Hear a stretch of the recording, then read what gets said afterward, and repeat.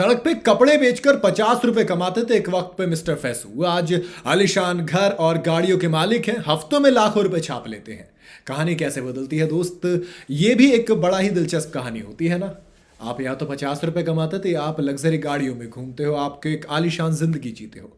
Mister Faisu यानी कि फैसल शेख आज इंडिया के टॉप इन्फ्लुएंसर्स में शुमार किए जाते हैं। वो एक रियलिटी शो स्टार बन चुके हैं और अब सेलिब्रिटी मास्टर शेफ के अलावा इनसाइडर विद फैसू एक अपना शो भी चलाते हैं।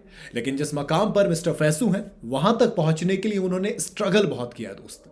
उन्हें नाम कमाने के लिए और पेट भरने के लिए जो काम करने पड़े हैं, वो जानकर शायद बहुत से लोग हैरान हो सकते हैं कि जो लड़का कभी कपड़े बेचकर रोटी रोजी कमाता था, आज उसकी एक झलक के लिए फैंस बेताब रहते हैं।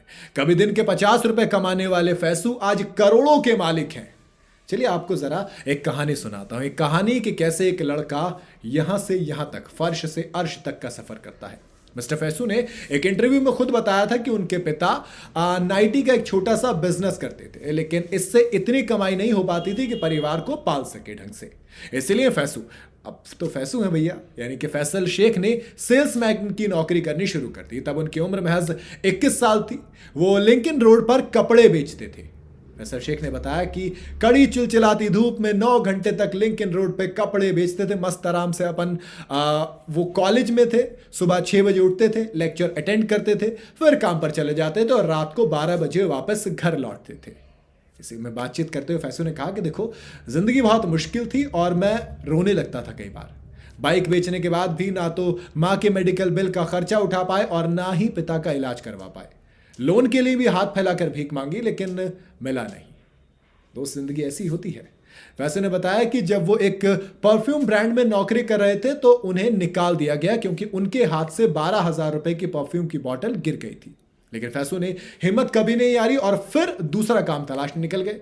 फैसू ने बताया कि तब दिन में 14 वीडियो बनाने शुरू कर दिए। एक्टर के मुताबिक वो बीमार भी होते तो भी वीडियोस बनाना कभी नहीं छोड़ते थे। माने जो काम पकड़ लिया वो करना है भाई साहब।